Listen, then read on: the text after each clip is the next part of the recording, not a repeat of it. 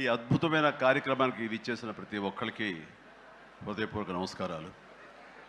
ముఖ్యంగా నాకు తెలిసి గత 2-3 ఏళ్ళగా వాళ్ళు చేసే ఇతర సామాజిక కార్యక్రమాలతో పాటు ఈ కార్యక్రమం కూడా, ఈ సామాజిక సేవ, ఈ బ్లడ్ డొనేషన్ అనేది కూడా మొదలుపెట్టి నాకు అత్యంత ఆప్తుడైన చుక్కపల్లి సురేష్ గారు మరింత దగ్గరయ్యారు నా హృదయానికి. ఈ సందర్భంగా ఇంత చక్కటి కార్యక్రమం, ఇంత సేవా కార్యక్రమం చేస్తున్న నా మిత్రుడు, సోదరుడు చుక్కపల్లి సురేష్ గారికి నా హృదయపూర్వక ధన్యవాదాలు, నమస్కారాలు తెలియజేస్తున్నాను. అలాగే ఆయనకి కుడి ఎడమలుగా ఆకాష్, అవినాష్ ఇద్దరు అత్యుత్తమ కుమారులు. వాళ్ళు ఈ కార్యక్రమాన్ని వాళ్ళ భుజస్కంధాల మీద వేసుకుని దీన్ని ఇంత చక్కగా, ఇంత పెద్ద ఎత్తున, ఇంత మెగా బ్లడ్ క్యాంప్ చేయటం అన్నది, దానికి ఎంతో కొంత సహకరించిన మా చిరంజీవి చారిటబుల్ ట్రస్ట్కి ఎనలేని సంతృప్తిని ఇచ్చావు. తద్వారా నాకు ఎంతో సంతోషాన్ని మిగిల్చావు అవినాష్. So wonderful. అండ్ ఈ రోజున ఇది కార్యక్రమానికి విచ్చేయటమే కాకుండా బ్లడ్ డొనేట్ చేసిన బిడ్డలాంటి తేజాకి నా హృదయపూర్వక ధన్యవాదాలు తెలియజేస్తున్నాను. And excellent. నేను అడిగింది ఫస్ట్ టైం అని కాదు, ముందు నుంచి ఇచ్చాను. సో బతికిపోయావు. లేదంటే కనుక నన్ను ఇన్స్పిరేషన్ కానీ బయట మాట్లాడుతుంటావు, ఈ బ్లడ్ డొనేషన్ దాంట్లో తీసుకోలేదేమనుకోను. Wonderful. Please keep rocking. And ఇక్కడ ఇచ్చేసినటువంటి సంయుక్త గారికి, అలాగే Chiranjeevi charitable trust chief medical officer doctor Madhavi, నా చెల్లి, తనకి, అండ్ ఈ కార్యక్రమాన్ని ఇంత బాగా నిర్వర్తించడానికి పరోక్షంగా ప్రతి పురుషుడు వెనక ఒక స్త్రీ ఉండాలి, దానికి మిసెస్ సురేష్ గారికి, వారి ఇతర సిబ్బందికి నా హృదయపూర్వక ధన్యవాదాలు తెలియజేస్తూ, మరీ ముఖ్యంగా ఈ రోజు నేను మెన్షన్ చేయాల్సింది, ఇక్కడ ఈ కార్యక్రమానికి విచ్చేసి దాదాపుగా 1000 మంది సాయంత్రం లోపల బ్లడ్ డొనేట్ చేస్తుంటే రక్తదాతలకి నేను మరీ మరీ మరీ శిరస్సు వంచి నమస్కరిస్తున్నాను. వాళ్ళు ఈ రోజున బ్లడ్ ఇవ్వటం అన్నది కేవలం వాళ్ళకి ఎనలేని సంతృప్తి వస్తుంది, కానీ ఆ బ్లడ్ మూలంగా ఒక ప్రాణం కాపాడబడుతుంది. ఇది నేను ఎప్పటి నుంచో ఎన్నో ఏళ్లబట్టిగా నేను అనుభవిస్తున్నటువంటి గొప్ప ఫీలింగ్ ఇది నాకు. అంటే చాలాసార్లు చెప్పాను, కానీ ఎప్పటికప్పుడు కొత్త జనరేషన్, కొత్త యువకులు వస్తున్నారు కాబట్టి నేను మళ్ళీ చెప్పాల్సినటువంటి ఆవశ్యకత ఎంతైనా ఉంది. ఎందుకంటే ఇది చాలామందికి స్ఫూర్తినిచ్చే ఒక అంశం. ఈ చెప్పబోయే ఈ విషయం ముఖ్యంగా ఒక జర్నలిస్ట్ సోదరుడికి నేను ఆజన్మాంతరం రుణపడి ఉంటాను. నన్ను థాట్ ప్రవోక్ చేసి నన్ను ఇన్స్పైర్ చేసినటువంటి ఆ ఒక మ్యాగజైన్ సంబంధించిన ఒక జర్నలిస్ట్ రాసిన ఒక రైటప్ నాలో ఈ స్పృహ నాకు వచ్చేలాగా, నేను ఈ బ్లడ్ డొనేషన్ వైపు డ్రైవ్ అయ్యేలాగా ఆ ఆర్టికల్ నాకు ఎంతో దోహదపడింది. సో ఆ రాసిన మనిషి ఎవరో ఏమిటో నేను మళ్ళీ ఎప్పుడు కలవలేదు, కానీ ప్రతిసారి అతను తలుచుకుంటూనే ఉంటాను. ఈ సందర్భం కూడా అతనికి నా హృదయపూర్వక ధన్యవాదాలు తెలియజేస్తాను ఆ జర్నలిస్ట్ సోదరుడికి. ఎందుకంటే మా అందరికీ సేవ చేయాలని ఉంటుంది, కానీ ఎలా చేయాలో తెలియనటువంటి ఒక డోలాయమాన పరిస్థితితో లేదా తొయ్యుకో ఉన్నప్పుడు మీలాంటి వాళ్ళు మాకు ఆ స్ఫూర్తినిచ్చి మాకు డ్రైవ్ చేస్తే కనుక నిజంగా అది పెద్ద మీరు సహాయం చేసినట్లు. అలాగా ఒక 27 సంవత్సరాల క్రితం బ్లడ్ దొరకక అనేక మంది ప్రాణాలు కోల్పోతున్నారు. అది ప్రసవ సమయంలో కానివ్వండి, అయితే ఈ యాక్సిడెంట్ సమయంలో కానివ్వండి, అలాగే తలసీమా వ్యాధిగ్రస్తులు కానివ్వండి, క్యాన్సర్ పేషెంట్స్ కానివ్వండి, ఇలాగ రకరకాల వ్యాధిగ్రస్తులు చనిపోతున్నారు అని తెలిసిన తర్వాత బ్లడ్ దొరకదా, బ్లడ్ ఇవ్వరా, ఇంతమంది ఉన్నారు, ఎందుకు ఇవ్వలేరు అన్న థాటు నన్ను ఎప్పుడు తొలుస్తూ ఉండేదన్నమాట.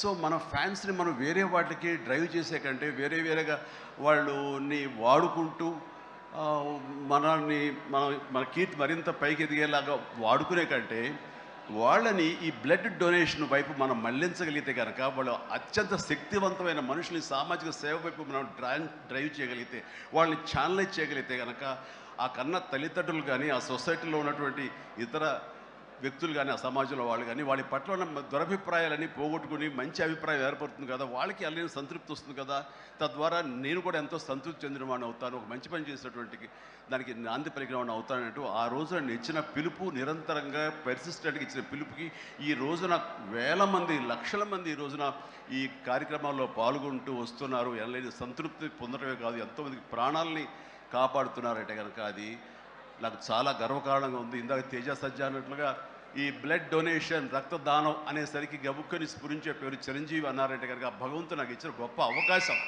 ఇలాగా ప్రతి ఒక్కరి మధ్యలో రక్తదానం అనేసరికి నా పేరు వాళ్ళ స్ఫురణకు రావడం, నేను గుర్తు రావడం అనేది నేను ఎన్నో జన్మలు చేసిన పుణ్య ఫలంగా నేను భావిస్తున్నాను. దానికి థ్యాంక్ యూ ప్రతి ఒక్కరికి. ఇక్కడ సరే ఎన్నెన్నో ఇన్సిడెంట్స్ వింటుంటాము, ఎన్నెన్నో ఇది ఆఖరి నిమిషంలో ప్రాణాలు ఎలా కాపాడబడ్డాయని వింటుంటాం. కానీ ఈ మధ్య నాకు మనసుకు అత్యంత దగ్గరగా జరిగిన ఒక ఇన్సిడెంట్ మీతో షేర్ చేసుకోవాలనిపిస్తుంది అనమాట. ఎవరో ఒక పొలిటీషియన్, సరే ఎవరికైనా సరే నేను చాలా సాఫ్ట్ టార్గెట్, ఎవరైనా ఏదో మాట అనేసి ఏం పర్వాలేదు.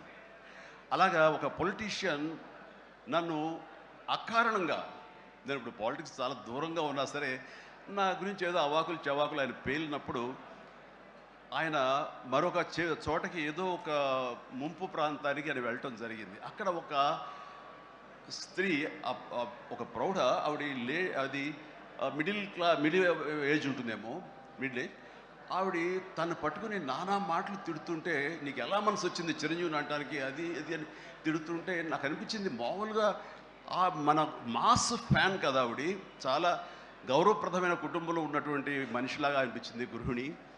ఆవిడ ఎందుకు అంత ఇదిగా మాట్లాడుతుంది, ఆవిడెవరు, ఆవిడ చూస్తుంటే మామూలుగా సినిమా ఫ్యాన్ లాగానో చిరంజీవికి వీరాభిమానంగానో కాదు, ఇంకేదో ఉందంటూ నాకు అనిపించి ఆవిడ గురించి తెలుసుకోవాలని మన జర్నలిస్ట్ సోదరు ఎవరినో పంపించి తెలుసుకోవాలంటే వాళ్ళు చేసినటువంటి ఇంటర్వ్యూలో విజువల్స్ నాకు చూపించారు. ఏంటమ్మా అంత ఇదిగా ఆయనకి వీరాభిమానం అంటే, అభిమానం సినిమాభిమానం కాదయ్యా, ఆయన వ్యక్తిత్వానికి అభిమానం అంటే చెప్పినప్పుడు నా మనసు టచ్ అయింది.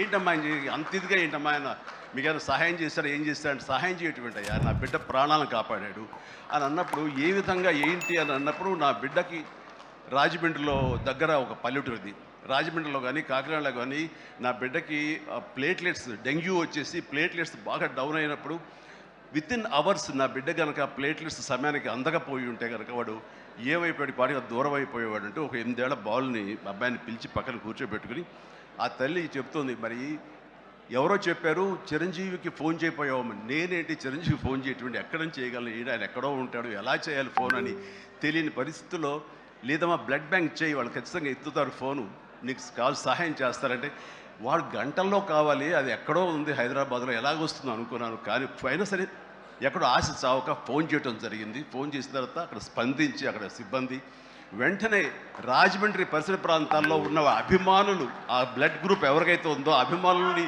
వెంటనే పంపించేయడం ఏంటి, అవర్స్లో వాళ్ళు హాస్పిటల్కి, నీరెస్ట్ హాస్పిటల్కి వెళ్ళి బ్లడ్ ఇవ్వటం ఏంటి, దాని నుంచి ప్లేట్లెట్స్ వేరు చేయటువంటి, ఆ బిడ్డకి ఎక్కించడం ఏంటి, తెల్లారిసరికి ఆ బిడ్డ మళ్ళీ తిరిగి ఎంతో ప్రాణాలతో బతికాడు. ఇది ఈడనయ్యేవాడు. ఆయన కనుక సమయానికి చేయకపోయి ఉంటే నా బిడ్డ ఏమైపోయాడు. అలాంటి మనుషుల ఈ తుచ్చులు నీచులు కలిసిందని మాట్లాడతారు. వాడిని నాకు సరిపోలేదు, దగ్గరికి వెళ్ళి ఉంటే ఏమి చేసేదాన్ని చెప్పేసి అప్పుడు అంటుంటే చాలామంది అంటారు, ఏమని మిమ్మల్ని ఇలా అటాక్ చేస్తుంటారు సోషల్ మీడియాలో మాట్లాడుతుంటారు, మీరేం మాట్లాడరు ఏంటని. నాకు నేను చేసినటువంటి మంచి కార్యక్రమాలు, నేను పొందినటువంటి ప్రేమ, అభిమానం, ఇదే నాకు రక్షణ కవచం. నేను మాట్లాడక్కర్లా, నేను చేసుకున్న మంచి మాట్లాడుతున్నట్టు నేను అలాగే అంటుంటాను, ఇది సత్యం.